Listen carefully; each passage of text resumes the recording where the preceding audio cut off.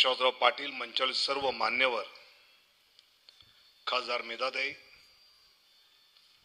आणि उपस्थित सर्व बंधू आणि भगिनींनो, जेव्हा मला विश्वासराव पाटलांनी फोन केला की असा असा विनोदजी कार्यक्रम आहे, तुम्हाला यायचं आहे, ते दोन विचार माझ्या मनामध्ये आले. एक तर स्वाभाविक असं आलं की विश्वासराव पाटलांचा त्यांनी जो उल्लेख केला 35 वर्षापूर्वी पानिपत पुस्तक लिहिलं होतं, तोपर्यंत पानिपत म्हणजे मराठ्यांचा पराभवाचा इतिहास असंच मनामध्ये एक होतं. काय भारताचं इंग्लंडमध्ये पानिपत झालं, 42 मध्ये ऑल आउट झाले. हे पानिपत हा शब्द पराभवाचा होता, पण विश्वास तुमच्या त्या पुस्तकानंतर पानिपत हा मराठ्यांचा गौरवाचा इतिहास आहे.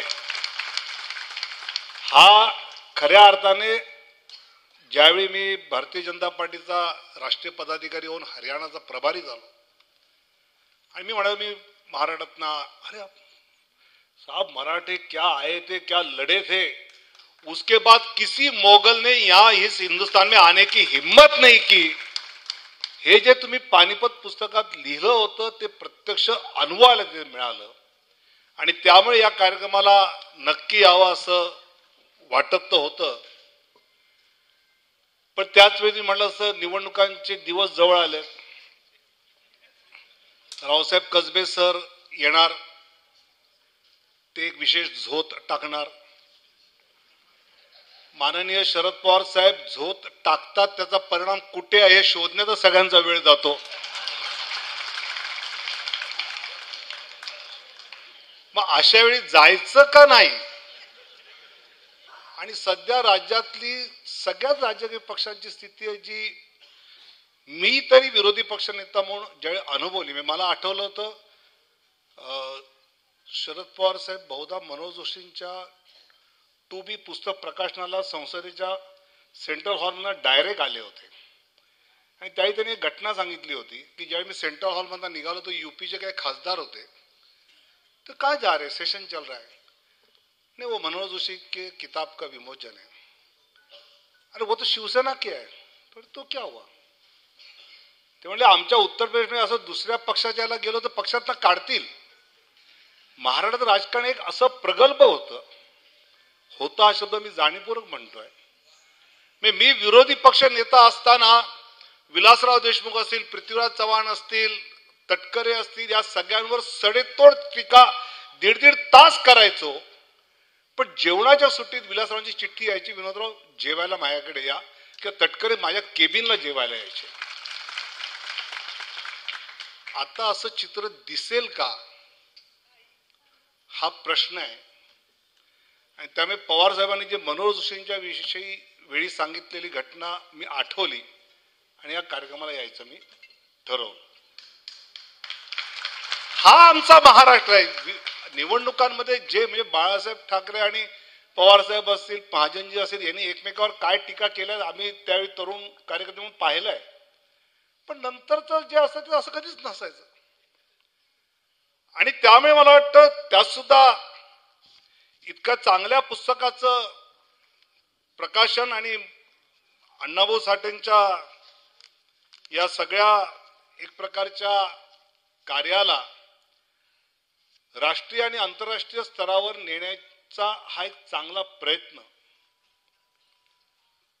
आपण नक्की असावं. भाषण करण्यापेक्षा ते आपल्याला ऐकायला मिळेल, यातून आपली एक सामाजिक राजकीय प्रगल्भता वाढायला मदत होईल. अण्णाभाऊंचं तर आपण वाचत असतोच. आणि त्यामुळे ज्यावेळी विश्वास पाटील साहेबांचं अण्णाभाऊंची दर्दभरी दास्ताने मराठीचं पुस्तक आलं, ते मला सुचलं की अण्णाभाऊंची दर्दभरी दास्तान नाही, अण्णाभाऊंची प्रेरणादायी दास्तान असं त्याचं नामकरण पाहिजे. कारण या पुस्तकातून या समाजातल्या माणसाला जी प्रेरणा मिळेल, ती प्रेरणा मला असं वाटतं की त्याच्या आयुष्यामध्ये काही अर्थ उत्पन्न करेल. म्हणजे विश्वासराव एक प्रसिद्ध लेखक आहेत आणि त्यांनी ज्या श्रद्धेने आणि आत्मीयतेने अण्णाभाऊंच्या विषयाला लिहिलं आणि त्यांनी त्याचे किती कष्ट केले, त्यांच्या मगाच्या भाषणात सगळे जाणवत होतं की किती गोष्टी त्यांनी बारकाव्याने केलं आणि ती त्यांची खासियत आहे की अण्णाभाऊंच्या संबंधित अनेक स्थानांवर जाणं, पाहणं, तिथल्या लोकांशी बोलणं, त्या ठिकाणच्या त्यावेळेच्या वर्तमानपत्रातल्या गोष्टींचा प्रत्यक्ष अनुभव घेणं. मला असं वाटतं की असं जर सखोल अभ्यासपूर्ण लेखन झालं तर त्याची एक ऑथेंटिसिटी असते आणि मग तो प्रचाराचा भाग वाटत नाही. तो कुठल्या तरी एका पक्षाचा एखाद्या विचारासाठी केलेला आहे, नाही तर ते अण्णाभाऊंचं एक सम्यक दर्शन हे समाजाला घडलं पाहिजे. आणि ते मला वाटतं विश्वासराव पाटील साहेब आपल्या या पुस्तकातून आणि या झालेल्या भाषांतरामधून नक्की येईल. महाराष्ट्रात 2 तुकाराम होऊन गेले. एका तुकारामांच्या अभंगाने तर दुसऱ्याच्या पोवाड्याने क्रांती घडवली. तुकाराम भाऊराव साठे म्हणजे आपले अण्णाभाऊ साठे. आणि मला असं वाटतं की अण्णाभाऊंचा जसं आपण सगळ्यांनीच आधी उल्लेख केला की फारसं प्रकाशित न झालेलं व्यक्तिमत्व किंवा दुर्लक्षित झालेलं त्यांचं साहित्य, या दोन्हीची दखल केवळ महाराष्ट्राने नाही तर संपूर्ण देशाने घेतली पाहिजे. आणि विश्वासराव आज ह्याचं भाषांतर आपण हिंदी आणि इंग्रजीमध्ये केलंय. मी नक्की आपल्याला या ठिकाणी आश्वासित करतो की हे देशाच्या अन्य भाषा सुद्धा भाषांतरित झालं पाहिजे. ही जबाबदारी मी नक्की घेतो. आणि पुढची भारतरत्नची जबाबदारी जी आहे ती पवार साहेबांच्या मदतीला मी नक्की असेल, कारण ते बऱ्याच गोष्टी ते मोदी साहेबांकडे करून घेऊ शकतात हे महाराष्ट्राने पाहिलेलं आहे. आणि त्यामुळे मला असं वाटतं की शाहू फुले आंबेडकर अण्णाभाऊंचा हा महाराष्ट्र, कसबे सरांनी जसं म्हटलं, या अण्णाभाऊंचा देशभरामध्ये हे साहित्य जाईल. मी हिंदी साहित्य अकादमीचं रावसाहेब मनापासून धन्यवाद केले पाहिजेत की आपण या साहित्य रत्न साहित्य सम्राटांचं हे आवर्जून भाषांतरित करून आपण हा चांगला एक पायंडा पाडलाय. म्हणजे ज्यावेळी अण्णाभाऊंविषयी वाचत असं ते पंडित जवाहरलाल नेहरूजी रशियात गेले होते आणि तिथल्या लोकांनी विचारलं की राज कपूर और अण्णाभाऊ साठे कैसे आहे, तर त्यांच्या पीएमओ ऑफिसला अण्णाभाऊ साठे कोणाची माहिती यशवंतराव चव्हाण साहेबांकडे घ्यावी लागली. पण रशियात ते माहिती होते. रशियात माहिती असणारे, आंतरराष्ट्रीय स्तरावर माहिती असणारे अण्णाभाऊ साठे आपल्या देशातल्या सगळ्या राज्यात पोचलेच पाहिजे. आणि ते पोचवायचं काम अगदी आपण सर्वजण मिळून करू. त्यात जी लागेल मदत ती दिल्लीत बसून मी नक्की करेन असं मला आत्मविश्वासाने वाटतं. अण्णाभाऊंची शाळा 1.5 दिवसाची वगैरे सगळं आपण ऐकलंय. मी अनेकांना असं वाटतं की आपण पदवीधर झालो म्हणजे शिक्षित झालो. पण अण्णाभाऊ शिक्षित म्हणजे कुठल्याही शाळेत कुठलीही पदवी न घेता खऱ्या अर्थाने शिक्षित होते आणि लोकांना शिक्षित करत होते. तर ते अण्णाभाऊ करत होते. मी मधल्या काळात 5 वर्ष शिक्षण मंत्री होतो, शालेय उच्च अनेक पदवीधर पाहिले, पण त्यात मला शिक्षित खूप कमी दिसले. पण अण्णाभाऊंच्या विषयात मात्र आवर्जून हे वेगळ्या अर्थाने आपल्याला पाहायला मिळतं.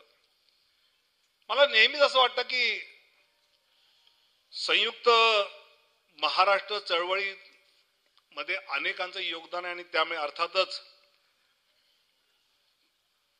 प्रल्हाद केशव अत्रे साहेबांचा असेल, एस.एन. जोशी साहेबांचा असेल किंवा कॉम्रेड श्रीपाद अमृत डांगे साहेबांचा असेल, यांनी याला एक नेतृत्वही दिलं.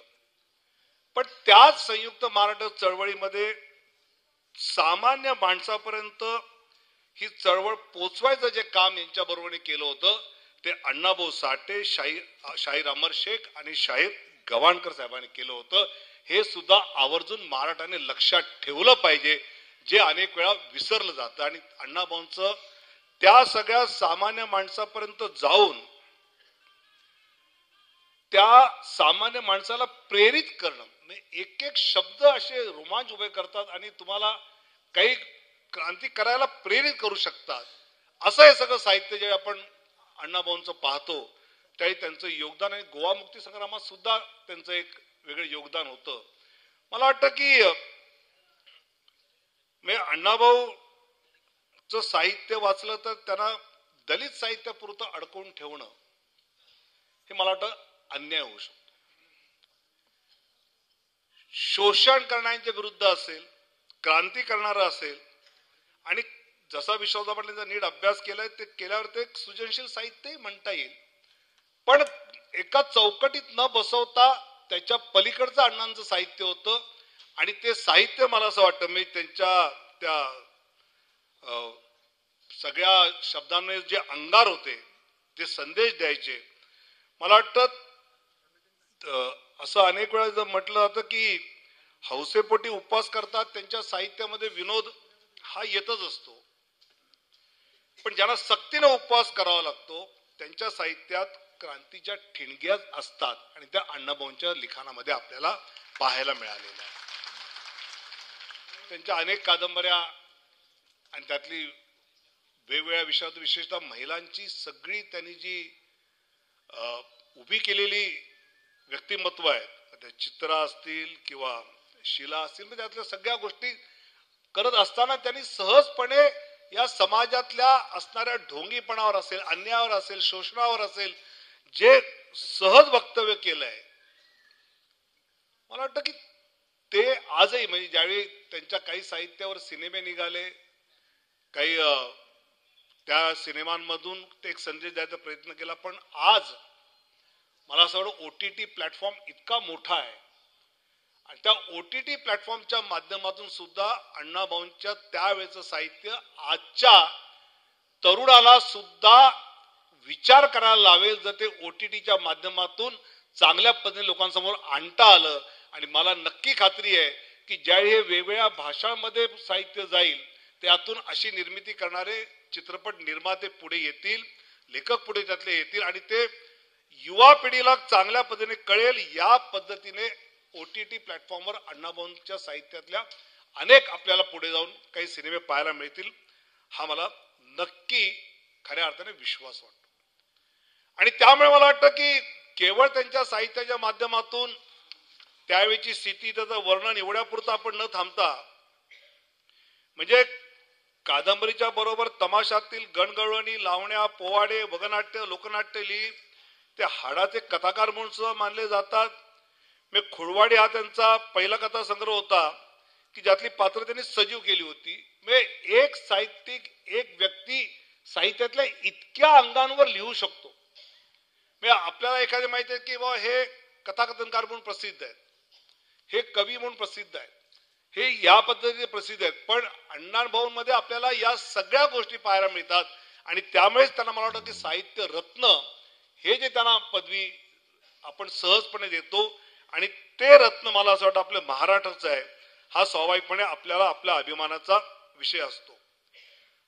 आणि त्यामुळे हे साहित्य वाचत असताना माझ्यासारख्या कार्यकर्त्याला एवढंच वाटतं की जसं मॅक्झिम गॉर्की यांनी एका ठिकाणी म्हटलं की शब्द आणि कल्पनांच्या साधनांवर उभारलेल्या कलेचे खरं वैशिष्ट्य मानवी चुकांचे जाण करून देणं हेच आहे असं म्हणता येणार नाही.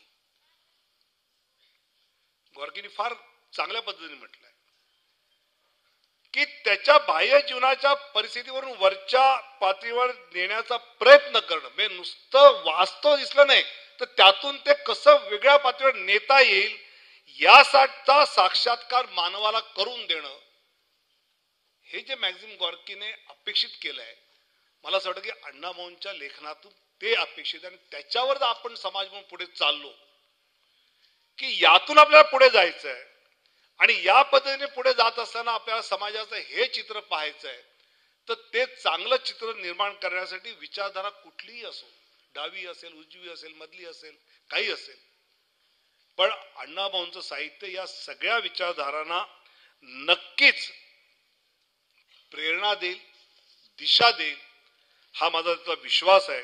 आणि त्यामुळे मला असं वाटतं की हे साहित्य केवळ एका विशिष्ट दलित वर्गाचा आहे असं न मानता हे संपूर्ण भारत देशाचं आहे आणि ते संपूर्ण भारतातल्या सगळ्या राज्यापर्यंत आपण पोहोचवलं पाहिजे असा प्रयत्न आपण सगळ्यांनी मिळून जर या निमित्ताने केला तर मला असं वाटतं की की खऱ्या अर्थाने ती अण्णाभाऊंना वाहिलेली एक विनम्र आदरांजली राहील आणि ती आपण सगळेजण मिळून वाहूया. इतकंच बोलताना माझं बोलणं संपवतो. धन्यवाद. जय हिंद, जय महाराष्ट्र.